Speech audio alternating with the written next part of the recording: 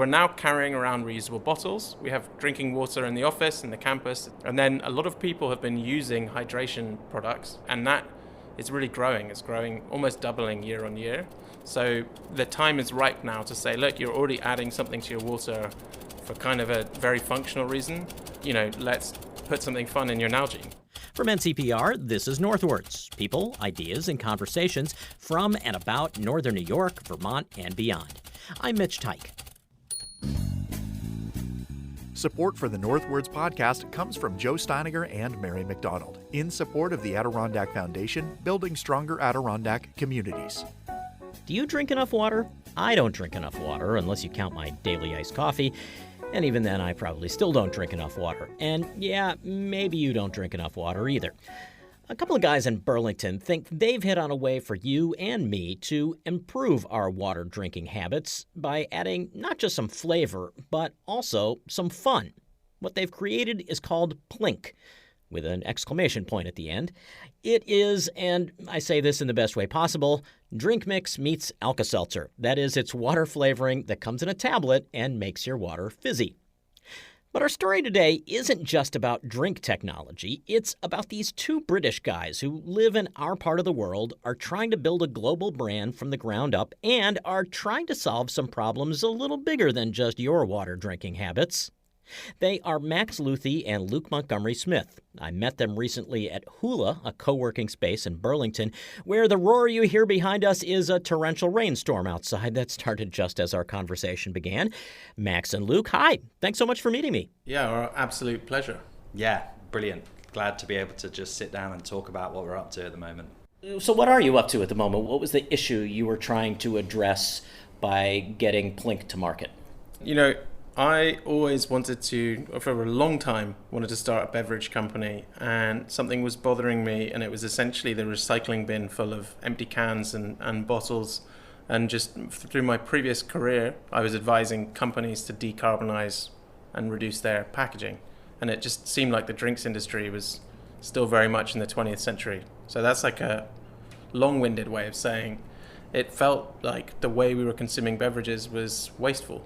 And Plink was a middle-of-the-night realization that I had 5 years ago, and I had no idea how to create this company, which is where my co-founder comes in. I previously have been working in beverages, and I love making great-tasting drinks, and I think nothing, tops off a beautiful day like having a sip of a cold drink. But when I heard Max's idea, it was just so simple. We need to get this out there in the world. I'd just been shipping a product across the country that was 99% water, basically, in flatbed trucks. And when it hit me, this bath bomb you could drink called Plink, I was like, why did we settle on cans and bottles as the best vehicle for having a beverage in this climate crisis? There's got to be a better way of doing things. And I think the more that Max and I spent time together, this was during the COVID lockdowns, we kind of riled each other up and we got really into it, and we just realized how big and expansive and totally non-trivial the problem was, that it is fully global. So we sort of set about with trying to create this global solution, and it is infuriating, the problem. There are other drink mixes out there, either concentrated liquids you can put into a drink, or powders you can put into a drink. Where did the idea of doing this as a bath bomb or an Alka-Seltzer come in? I think for me it was really fun. There's a company called Lush, who make bath bombs, and I think I'd been studying for my job. I'd been looking at their yellow submarine bath bomb, which is this crazy psychedelic thing that turns different colors and spins around in the water, and just the experience of something effervescent dissolving in water is one piece of it, and the other piece is, and Luke can speak in more detail to this because he's a genius when it comes to flavor and things like that, but the fizziness, gives you something that you don't get from a liquid concentrate or a powder. Yeah. I mean, my background in beverages is working it out as I go along. I'm just I suppose someone externally would call me a serial entrepreneur. I spent years producing large-scale events and festivals, and I as I was sort of transitioning and falling out of love with a really wasteful industry, I fell in love with kombucha in the US, and it was just this really exciting product that was kind of almost alcoholic and really interesting and made your gut feel good. And my wife and I launched a kombucha brand in the UK and started producing really high quality kombucha, and at the same time we set about doing that kind of at scale. So we set up a contract kombucha business as well and started really getting into the dark arts / science of creating great taste. So really just like trial and error is how I got into it, and just enjoying the process of really trying harder and pushing for better tasting products. And when Max told me about the idea, why specifically this bath bomb, is because I did a deep dive into effervescent tablet technology, and I just became increasingly excited about how little innovation there was in the space. Mm-hmm. No one was bringing that just desire for it to taste good, to be fun. I mean, in the 60s there was I think at one point it was the number 2 best-selling beverage, and like baby boomers love telling us when we tell them what we've created, they say, have you heard of fizzies? You know, and fizzies were like, that's an incredible product. In many ways it's very much ahead of its time. I mean, actually it's interesting, a lot of the consumer packaged goods companies solved these challenges decades ago, right? They can make detergent in powders, they can make it in tablets. It's really consumers, the psychology, we like the big plastic bottle full of liquid, and so Procter & Gamble and Unilever, they make the bottles bigger and more plasticky and shinier, and you know, that's kind of the mess we've gotten ourselves into. And particularly the beverage industry, you're just conditioned to think that's how you hydrate. And the beverage industry, the 3 biggest beverage companies in the world are the top 3 plastic polluters in 87 countries, and they've held that record for 5 years. So really, it's not necessarily the beverage companies that haven't wanted to do this. There hasn't been the demand, so there has been no need for them to change. Exactly. I think in many respects, what we've realized, why the time is now. Why bring fizzies back? It's not just the environmental movement. You know, we benefit from the sort of Nalgene generation. You know, the most found item on a college campus is a hydro flask, like in the Lost and Found. The kids today, and even grown-ups, don't go anywhere. They don't go to the office, they don't go to the gym. People call it their emotional support bottle. So we're now carrying around reusable bottles. We have drinking water in the office, in the campus, etc. And then a lot of people have been using hydration products like Liquid IV and Noon, and that is really growing. It's growing, almost doubling year on year. So the time is ripe now to say, look, you're already adding something to your water for kind of a very functional reason. You know, let's put something fun in your Nalgene. You know, you deserve it. This could be your beverage experience as you're hydrating. You don't need to be cracking through plastic bottles and cans to get that. You can just add the joy to your water. Well, so without getting too food science geeky, you had this epiphany that you could essentially bring the fizzy back. Mm-hmm. How did you approach the problem of actually doing this and creating the product that's in these little packages? I just researched effervescent tablet technology, and on a very basic level, it is sodium bicarbonate and citric acid. And when you mix those 2 things in water, you get a lovely bit of clean chemistry. You get a chemical reaction where you're left with positively charged sodium salts, which are your active electrolytes, carbon dioxide, which is the effervescence, the sort of natural fizz, and excess H2O. So it's a really lovely clean product. Once I realized that and started looking at the ingredients lists on all of the other brands, I realized there was an opportunity to start stripping out all of the other elements that aren't necessary to be there and just pack back in things that will create a joyful beverage experience. So I had previously worked in liquid flavors where I could, just keep tweaking ginger and turmeric levels to make the perfect drink, and I had to change that. In powdered flavors, it's very different. You have to get the juice, freeze it rapidly, extract the flavors and the scents, and bind them to a maltodextrin. So I had to retrain my palate, but fortunately, across the years, I've made some incredible friends and contacts. So I suppose just trial and error is how we developed the product. And then once we had decided to move to our operations to Burlington and to the US, and I had knocked on the door of hundreds of effervescent tablet contract manufacturers and had most of them shut on me because I was trying to do it without plastic.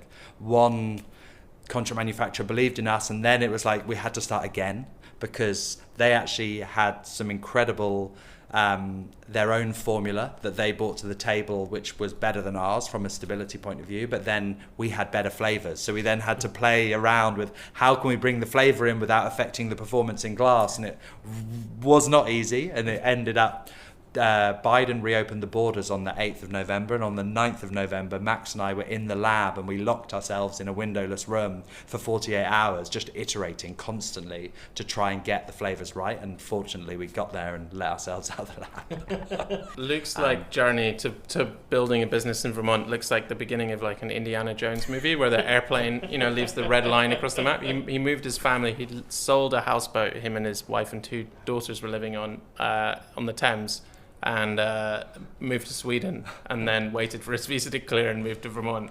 It's a really unusual way to build a business. Aside from wanting to eliminate the waste, the plastic or the aluminum or even the glass from the beverage creation, what were you trying to accomplish with the drink itself? What are people looking for when they drink Plink? It's a great question, and it kind of varies by people. For some people, it's really they have a real personal goal to consume more water, and we help them do that. Like, there's people who, it's funny because as founders, I think both of us actually like plain water as well. But there's people who hate plain water, and we help them hit their hydration goals. That's probably the less romantic side of the spectrum because we have loftier goals than that. Like for us, we love it when it's a treat. Because it has electrolytes, there's many different reasons to hydrate better. Just a long day on Zoom calls, or being a busy parent chasing children around, or you did yoga in the morning, or you're a little bit hungover. But often it's really the kind of core use case for us. I think we're probably happiest when people are plinking for the flavor and the experience. They want to. I think what's really interesting is like why do we? Obviously, we eat and drink to stay alive, but beyond that, we're out of survival mode. We do it because we enjoy it. And one of the things that we were really excited by was like, what about the function of joy? Everything started to feel very much like, if my Instagram feed makes me think I have to have 30 different tablets a day and all kind of nootropics, and I've got to drink mushrooms in order to keep up with the rest. You've got to drink mushrooms, you've got to blend your kale, you've got to shake all of these your oils up. I don't even know. It's like there's a lot of joyless. And sure, it's aspirational and all this stuff, but it's like, what about just having a drink? And I think we loved, Max was really passionate about beverage marketing, and we love the bigger beverage brands just all are based around sharing a moment and joy, and we wanted to bring back that slightly less functional feeling around beverages. And when we are most happy, we find people plinking just because they felt like it. Everyone has beverages that are attached to a time and place. Like Orangina, I think, is really for a lot of Brits is like really much associated with when you're on vacation, and the feel of the kind of textured glass bottle and the flavor. And I can tell you where I'm sitting when I'm having an Orangina. It's not here, And there's so many different beverages like that in our lives. So I think that is a combination of the product. It's a combination of the storytelling around the brand, and it's just a really fun place to be in. Like when we show up at a bike race or at a kids soccer tournament or whatever it might be with our product, I think we do radiate joy. Well, so I'm curious. I mean, you were developing this while the pandemic was going on, and without getting too heavy, there seems like there's some catharsis wrapped around like enjoying something that you might otherwise take for granted. But that was actually explicit. We did talk about that.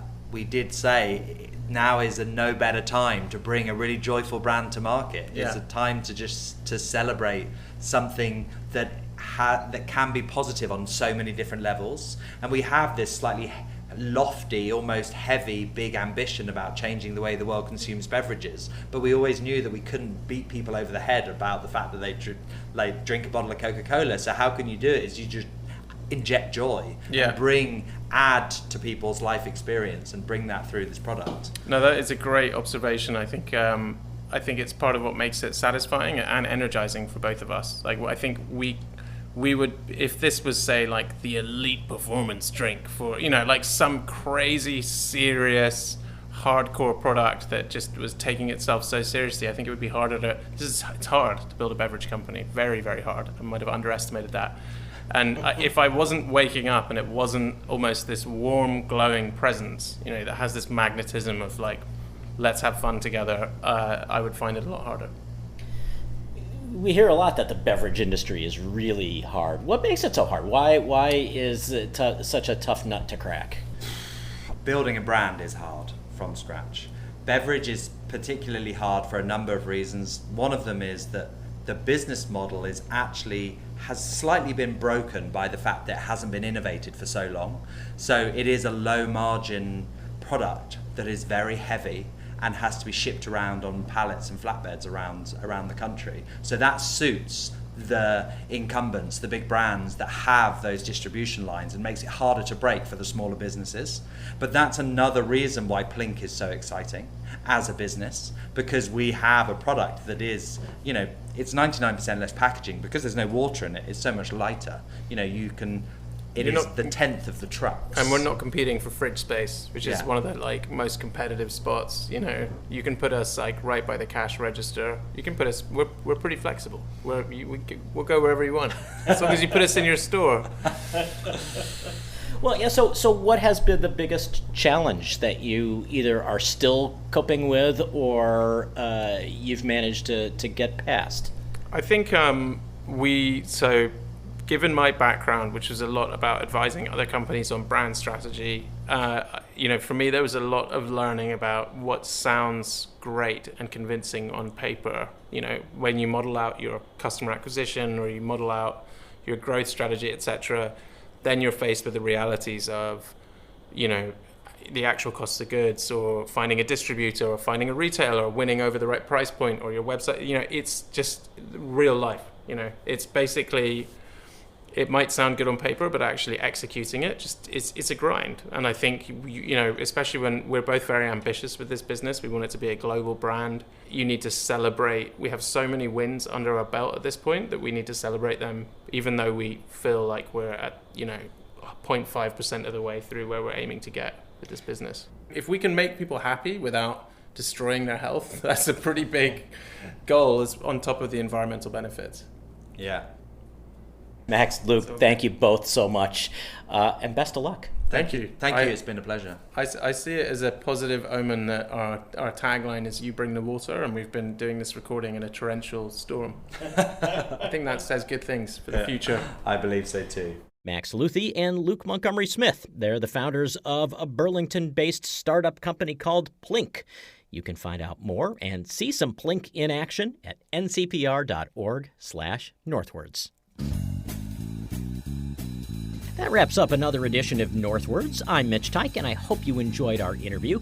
If you haven't subscribed yet, I hope you'll do that right now and get new episodes delivered to you every Friday through Spotify, Apple, Amazon, Google, or wherever you get your podcasts.